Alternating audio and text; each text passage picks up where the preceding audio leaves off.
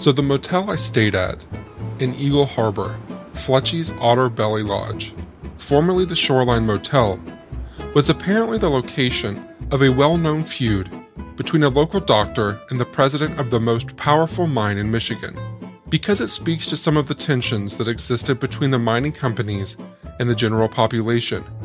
I'll add a brief episode to Black Label to tell the story. I learned of it through the motel owner, who said someone had given him a book about it. It was more of a zine, the UP and Zines. Who knew?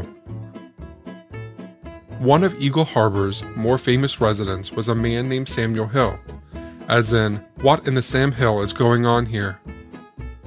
The use of his name is a reference to the legendary swearing. According to a history published by the state government, Samuel Hill was an adventurer, explorer, miner, and surveyor. Although he was a rough character, he possessed a big heart, and in the fall of 1847 had risked his life to help avert a threatened food shortage in the Copper Harbor district. Generally, he was regarded as a hero throughout the entire Copper Country. However, he was contemptuous of all the praise that was heaped upon him. Hill also gained a reputation as being one of the most blasphemous and obscene swearers in the Keweenaw Peninsula. Although he had a colorful vocabulary and told many a good story of his early adventures, his use of lurid curse words became legendary. Whenever friends or neighbors retold his colorful tales, in more polite society, they had to tame his unmentionables by substituting the sinless-sounding words, Sam Hill. In time, the expression, "What the Sam Hill," spread far beyond the Copper Country. Today, it has become part of the American language. Few who utter those words ever heard of Samuel Hill, or know that he was the unconscious originator of a sinless synonym of profanity. To be fair, other explanations have been given for the origin of this phrase, but this claim is the oldest and likeliest. Over the course of long winters, Eagle Harbor saloon keepers were famous for watering down their whiskey, until the spring when new shipments could arrive. As the last barrel of whiskey was broached, the bartenders began adding water. At the end of each day's business, the barrel was filled to the brim again, so towards the month of April, all the whiskey on Lake Superior could not down a tenderfoot at any range. Old-timers in the area wouldn't touch it. Leaving Eagle Harbor on the following morning, I went north on 41 again, in the direction of Copper Harbor, which I was told would have food and gas, and anything else I might be needing. I promptly dumped my apricot monastery muffin on the floor of my truck and spent a brief moment mourning that loss with a kind of elegance that would make Samuel Hill blush, before it occurred to me that I would be eating it anyway. On another note, it is really hard to beat driving out into a sun-speckled forest early in the morning, in a new place, knowing that a hot pot of coffee is just a half hour away. And beside that pot of coffee is a woman or man, or a couple, or an adventurer on the outmost frontier who have never met and may never see again. And yet they have brewed that drink without yet knowing it, for me. An hour later, coffee in hand, I entered the Estevant Pines, the oldest surviving pine forest in the Upper Peninsula.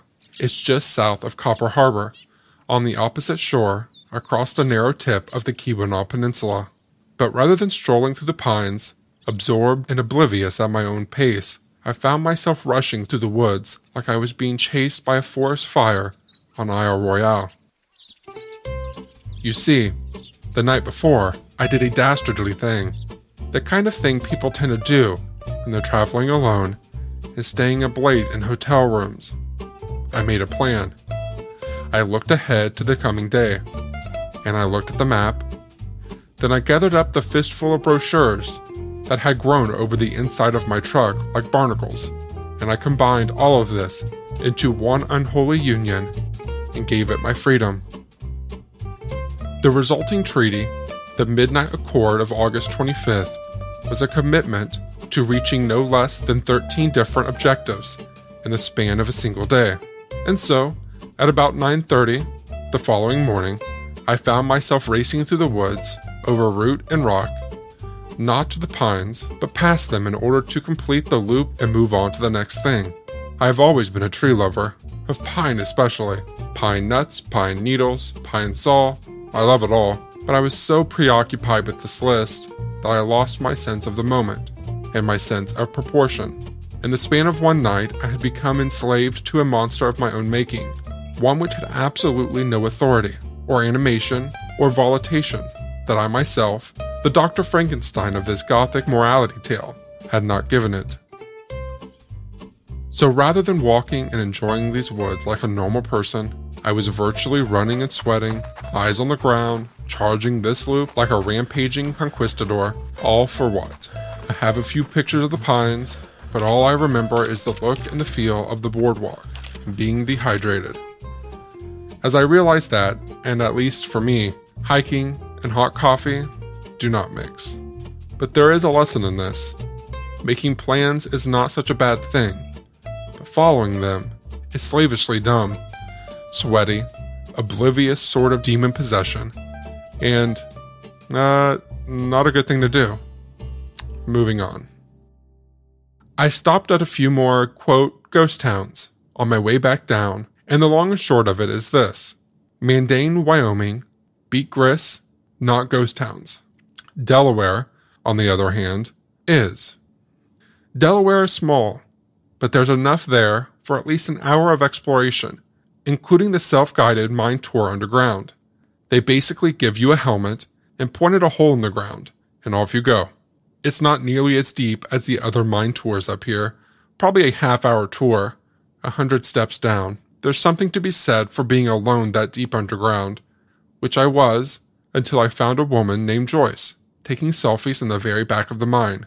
She was also stuffing rocks into her bra, but I promised I wouldn't tell anyone about that part. Everything in Delaware apart from 2 houses on Highway 41 is in ruins, but there's enough going on here to comfortably call it a ghost town. It's nowhere near as extensive as Fayette or Central, but it's still cool, and if you see it, I think you'll agree. Leaving Delaware and the relative boondoggles of Mundane, Wyoming, and Beat Gris, I drove ahead to Gay. I should pause to say that one of the quaint little touches up here is the official historical signage, which is handmade from planks and sticks from the woods. I took pictures of a handful of these signs, including one for Point Isabel and Jacob's Falls, and the one where Kathy's husband was tired of her missing the driveway. Just outside of Gay, I saw a woman in a pink shirt with a bucket on the side of the road, picking wild blueberries. So I joined her for a little while, and only left when I began to be concerned that she would not have enough for her pies. Margaret, if you're listening to this, thank you again for allowing this stranger, who also happens to be a lurching berry zombie, into your berry patch. I hope I didn't eat too many. Just below the sign announcing your entry into Gay is a reward of $500 to anyone reporting the oldest, lamest joke in Keweenaw County. Specifically, the reward is for the arrest and conviction of anyone defacing, removing, or damaging this sign, which simply reads, Gay, in large block letters. I did consider the obligatory photo of the simply named Gay Bar, but you guys are better than that, so I took some of the Gay Fire Department and the Gay Schoolhouse instead, as well as the Gay Sands. I did eat at the Gay Bar, though, as it was the only open restaurant I'd seen in the last hour, and it even looked closed. For whatever reason, the lights were off inside. The grill was off too, so I ate a pair of sloppy joes at the Horseshoe Bar. In the relative dark, it honestly felt like hanging out with neighbors during a power outage, which is, I imagined, a fairly eloquent microcosm of life in the Upper Peninsula. I didn't really pry as to why the lights weren't on. The drinks were cold, so they must have had power. It turns out that while the mayor and road commissioner are not fans of gay jokes, the Gay Bar is really leaning into them. I'll post a couple images on our Facebook. Wanting to leave a few more dollars inside this apparently struggling establishment, I bought souvenirs for my happily jubilant co-workers, and I pray It will be the last time I order a condom with a plate of sloppy joes. When the barkeeper handed it to me, she looked surprised and said, "Hey, that's a Max Pro. That's a good one." Apparently, the most colorful era in the history of the gay bar followed its purchase by Norm and Tilly Dix in 1973, who sold it again in 1983. Yes, that's right. For 10 years, from 1973 to 1983, the Dix owned the gay bar. Get it all out of your system. Throughout that decade, the interior of the bar was literally covered with weaponry. According to Monette, there were over 240 guns, which Norm had been collecting for decades. He lined the tavern walls with pistols, rifles, bayonets, hand grenades, flare guns, crossbow, a variety of swords, knives, and manacles. He set up a German machine gun on top of the piano. Sabers, handcuffs, muzzle loaders, and mortar shells decorated the beamed ceiling. Nailed to walls and birched on shelves were also bear, beaver, skunk, rabbit, weasels, mink, bobcat, and an owl. Gay isn't really a ghost town in the proper sense. There's still a community here, but the ruins are seriously epic. When I asked Dylan about places he'd prioritize as a first-time visitor, he listed Gay as one of them and said, "So the stamp sand up at Gay is from the Mohawk mine. They had large amounts of arsenic in the rock. So that's why the sands that you find elsewhere, if you go up to McLean or Breakers on either side of the Portage Canal, that rock's pretty safe. But the amount of arsenic that was coming out of the Mohawk, it makes that sand toxic." And I can't remember who it was that described it, but basically called the stamp sands, especially the ones up by Gay, referred to it as a hellscape. And it's not that far off. It's a barren, desolate place because there's nowhere for any plants to grab hold inside that stamp sand. It's just empty. It's just open space right on the shore, empty. And all the sand that you saw up there at Gay, that's about a third of what they initially put down. Now, the rest of it's all moved around, and they had some issues with it covering up whitefish and lake trout spawning grounds, actually. It is a very powerful place, just to be there and experience It feels like a bombed-out military beachhead at the end of a successful invasion after World War II. I've been on some of those beaches, and it's really not that different. Rather than a defunct industrial worksite, the Mohawk Mine at Gay feels like a great defensive fortress shelled into oblivion. The fact that it's on the coast of Lake Superior only accentuates this feeling. Along with the different piles of shattered concrete, there's a huge smokestack, 265 feet high and more than 10 feet wide, and no grass can grow in it. The black sand feels spacey and lunar. According to Clarence Monette, writing in 1988, these sands are the locations of much donut making these days. Automobiles and 3- and 4-wheelers make dozens of them as they drive over the loose surface, which allows their vehicles to spin as if they were boats on Lake Superior.